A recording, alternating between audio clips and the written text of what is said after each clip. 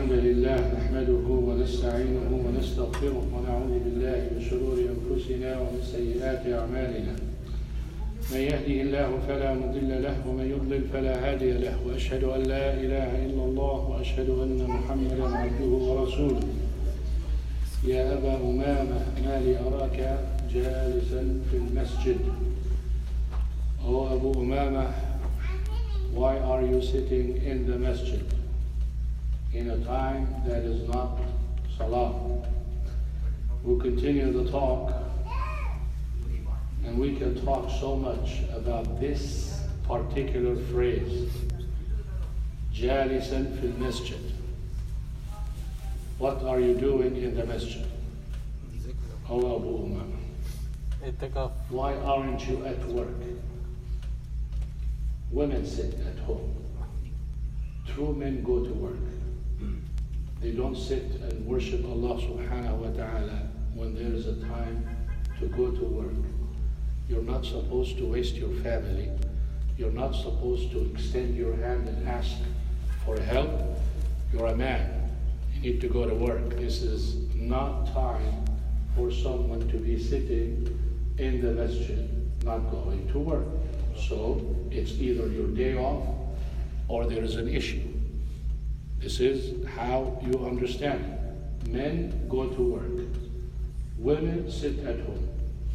And if you sit in the masjid worshiping Allah subhanahu wa ta'ala when you're supposed to be doing work, you're not doing good. Some people think when you are sitting and worshiping and doing all that, mashallah, mashallah. It's not mashallah, mashallah. When you have to go to work, you got to go to work. Work is ibadah. Retired people. Recite Aisha. Retired. Retired, brother, you're an exception. Exception have no rules. Retired.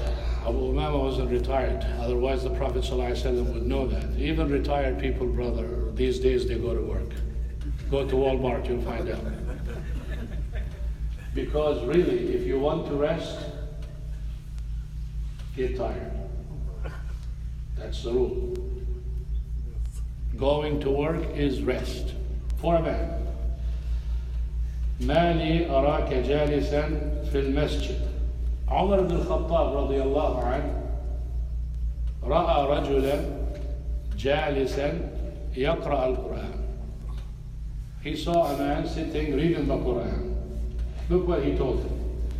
إنما أنزل هذا القرآن لتعمل به فاتخذت قراءته عملا.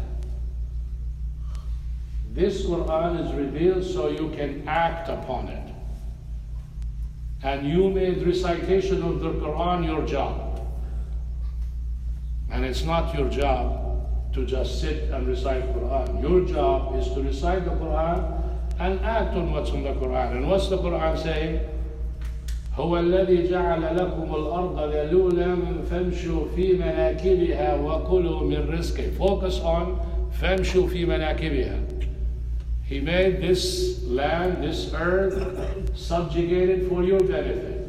So go and work. اعملوا آل داود شكرا وقليل من عبادي الشكور. Oh, family of Dawood, act upon what you are supposed to do and be grateful to Allah subhanahu wa ta'ala. So, الصديق رضي الله عنه قال إن لله عملا في النهار لا يقبله في الليل. وإن لله عملا في الليل لا يقبله بالنهار. لا يقبل الله سبحانه وتعالى صلاة الظهر والعصر منك بعد المغرب. أنا عارف راح واحد يجينا ويقول يقول لك قضاء، في شيء اسمه قضاء. الصلاة في وقتها، إن الصلاة كانت على المؤمنين كتابا موقوتا. من فاتته صلاة أو نسيها فهي حين يذكرها. ليس لها يعني قضاء إلا إذا نمت عن صلاة أو نسيت الصلاة. If you forget the salah or you sleep, you fall asleep and you don't wake up, then the time you wake up is the time for salah. And that is not qada, because the Prophet ﷺ said this is the time for it. So, action of the day needs to be done in the day, or ibadat. And ibadat of the night, done at night. Allah subhanahu wa ta'ala said it that way. What I want to get from the statement and elaborate on ما لي أراك جالسا في المسجد, I want to focus on laziness. Laziness. A lot of people sit in the masjid lazy. He doesn't work, he doesn't work hard, he doesn't really look for more work or better job or improve his life, and think by connecting with Allah subhanahu wa ta'ala and not acting upon what he's supposed to do, thinks that this is something good and things are going to get better for him. That's called lazy. Allah subhanahu wa ta'ala doesn't want you to do that. He wants you to go apply for the job, not to just come and keep reading Quran or keep praying and waiting for the next salah, and you are not applying for a job, you're not looking for a job, you're not trying to improve your life, you're not helping the family, and thinking that something is good. Because there was an issue one time, two brothers, one is working and one is seeking knowledge, and the one who's working is spending on the one seeking knowledge. So the one who's working got tired of it. So he went to complain to the Prophet ﷺ. Seeking knowledge from where? From the Prophet ﷺ. He said, "O Prophet of Allah, I go to work and my brother just comes to your khatira and basically I'm the one who's working and he needs to go get a job." What did he tell him? قال لعلك ترزق به. He said, maybe you have a job because of him. This hadith sounds contradicting to our topic, but it's not, because this is seeking knowledge. This is different. You can go and seek knowledge if someone is taking care of you. If you have your family, you or someone else want to sponsor you, you can do that, because there's nothing that tops seeking knowledge. Extra hasanat for that. This is not our topic. Kesel. What are the negatives of the kesel? Consequences of the kesel. Number one, sufficient that the Prophet ﷺ in the dua that he taught Abu Umama, what did he say? Allahumma inni a'udhu bika min al-kesel, al-ajzi wal-kesel. First thing he told him, seek refuge in Allah subhanahu wa ta'ala from being lazy. And when you leave your job and start reading and coming, and you get used to sitting, and that is laziness. So number one, you become lazy not just for work, but even for ibadat. Because ibadat here, it's not real. You don't understand what ibadat is. If you understand what ibadat is, you go to work. So you become lazy. The worst kind of laziness is to be lazy when you need to go to prayer. There was one time we're sitting, some people play, and we want to go pray. Yelling and screaming and people having fun and everything. When they heard Allahu Akbar, another one pushing, let's go. So they came. As soon, the one who was yelling so much, as soon as he went Allahu Akbar,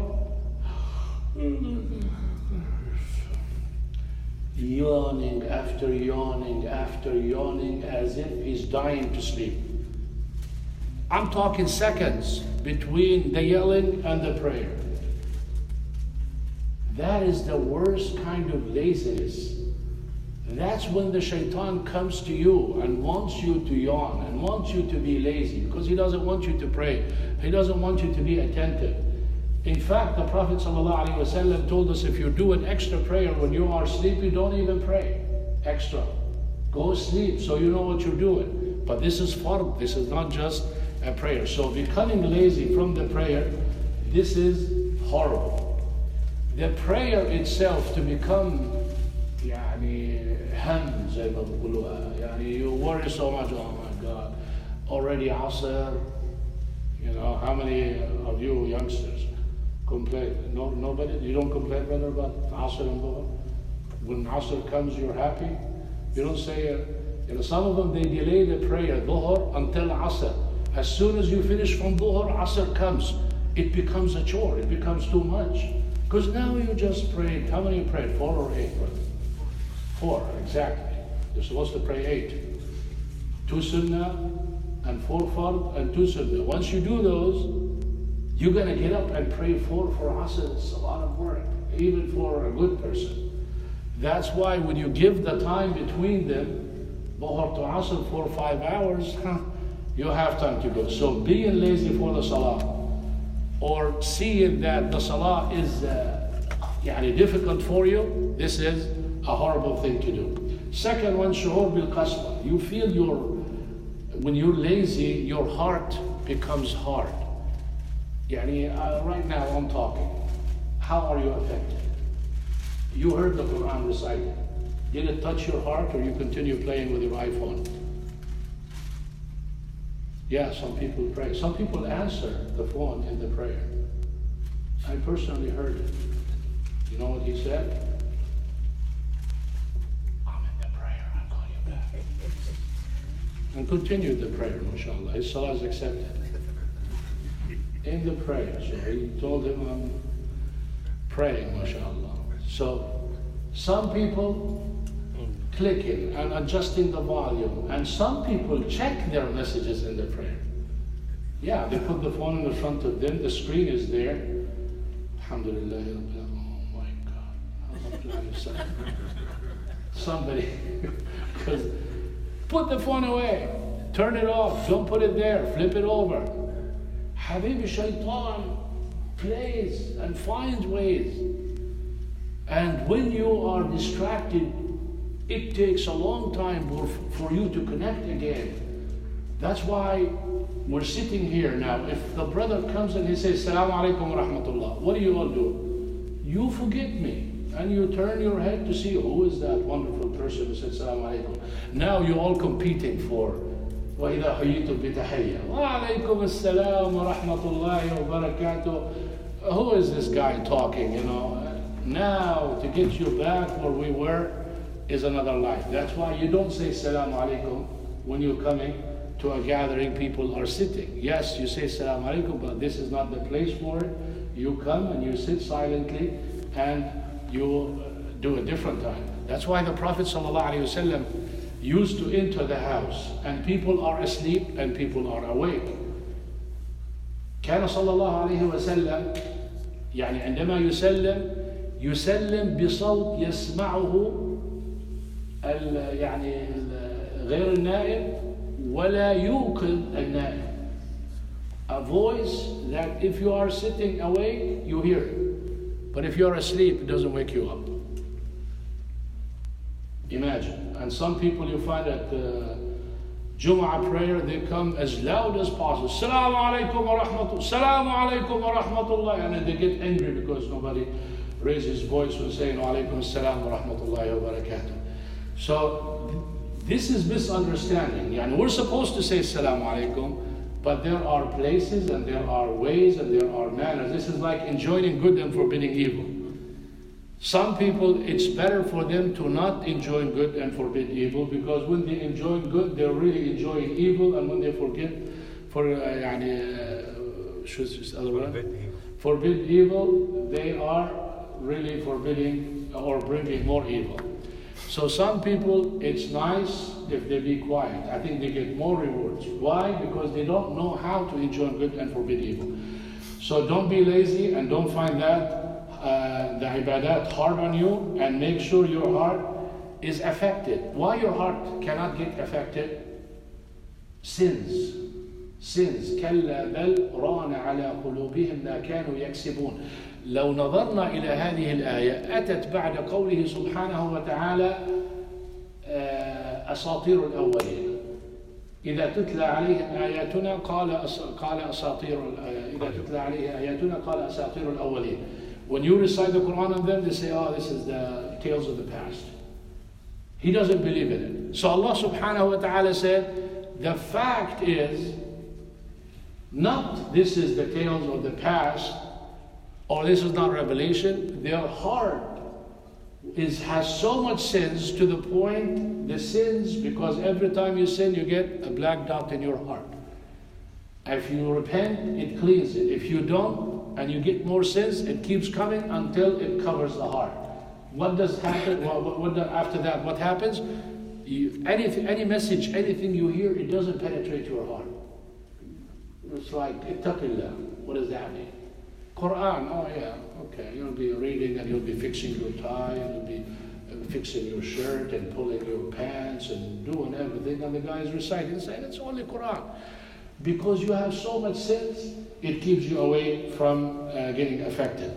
حسن البصري قال معنى الران قال هو الذنب على الذنب حتى يعمى القلب.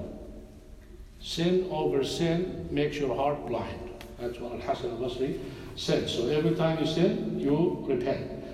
عدم استشعار المسؤولية. When you are lazy, you don't feel the responsibility. Your children are hungry, your wife needs life, and you are just lazy.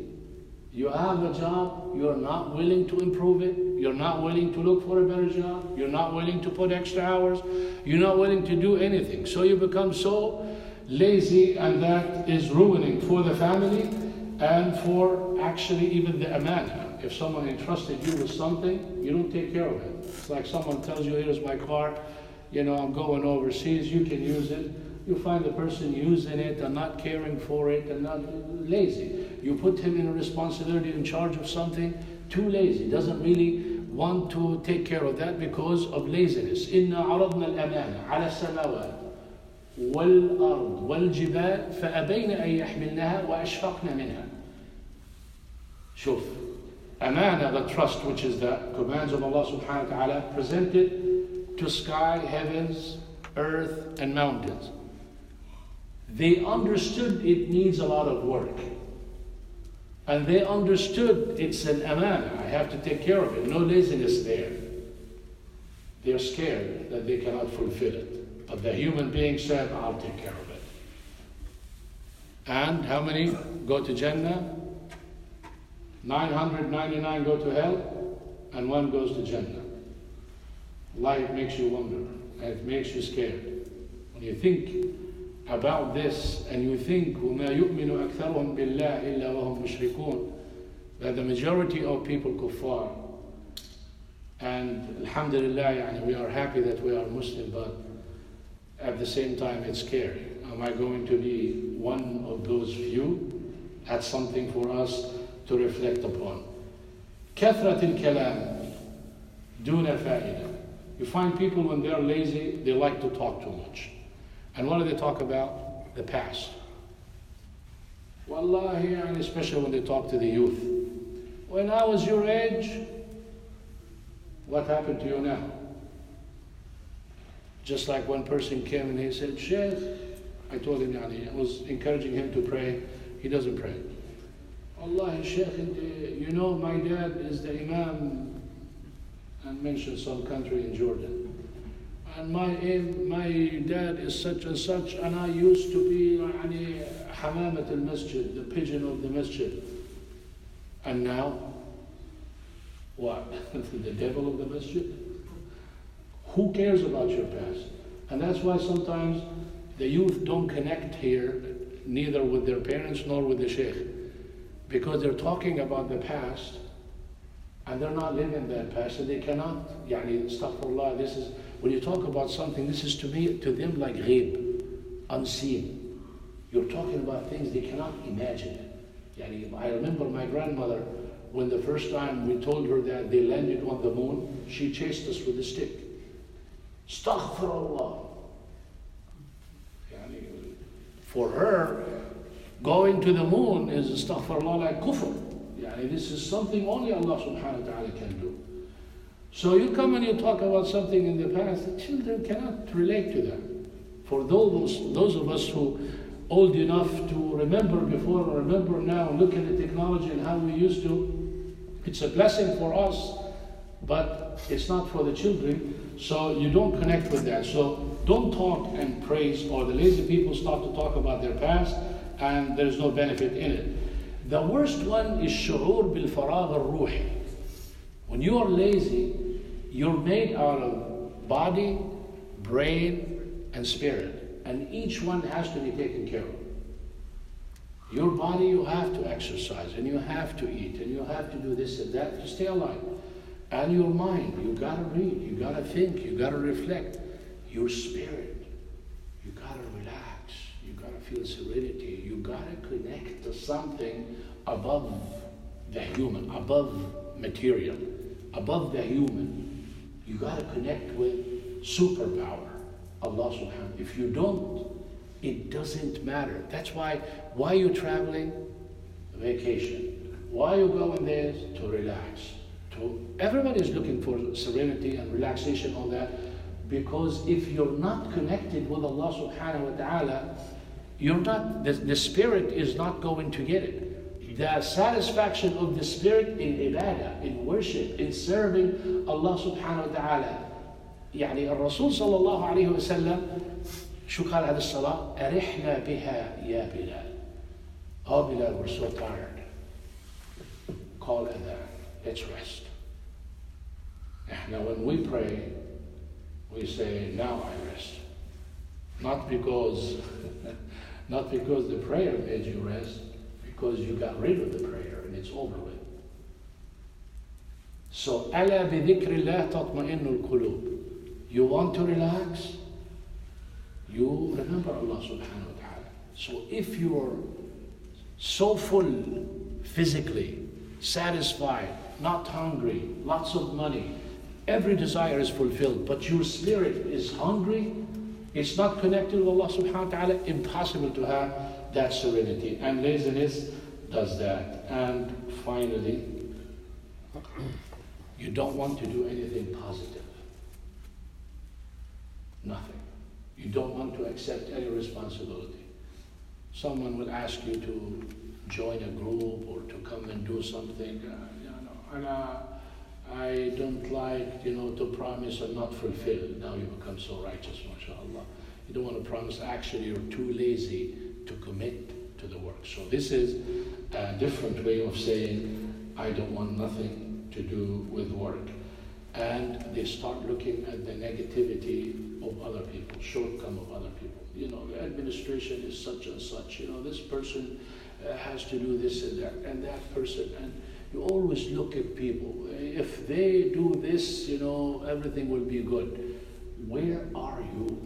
Where do you fit? What are you doing? How much you're doing? Are you changing anything? Are you improving anything? The fact is no. But because you feel guilty inside and you know it, you got to throw the burden on someone else. Even if you are right, you're not doing anything about it. It's just talk. And Allah subhanahu wa ta'ala said, يَا أَيُّهَا الَّذِينَ آمَنُوا لِمَ تَقُولُونَ مَا لَا تَفْعَلُونَ. Why do you say things that you don't do? You're complaining about them. Go do it. Obviously, if I say you can't do the job, that means I can do it. Or I can get someone else to do it better than you, yet I'm not doing anything. So we get all of this. This is like the hypocrites. What did they say to the believers in the Battle of Tabuk? قالوا لا تنفروا في الحرب. You're going to go now, it's so hot and heat, wait until Asr. It's like he cares for you. What was the answer? قُلْ نَارُ جَهَنَّمَ أَشَدُّ حَرًّا لَوْ كَانُوا يَفْقَهُونَ. If they only understand, hellfire is worse than this. Meaning, they are living in the heat of the day so they can get the coolness of the hereafter. And you are telling them to not go in the heat, and you're going to burn in worse heat the day of judgment. نسأل الله سبحانه وتعالى أن يحفظنا وإياكم من الكسل ومن النفاق ومن سوء الأخلاق. آمين يا رب العالمين. جزاكم الله خيرا. سبحانك اللهم وبحمدك أشهد أن لا إله إلا أنت أستغفرك وأتوب إليك. السلام عليكم ورحمة الله وبركاته.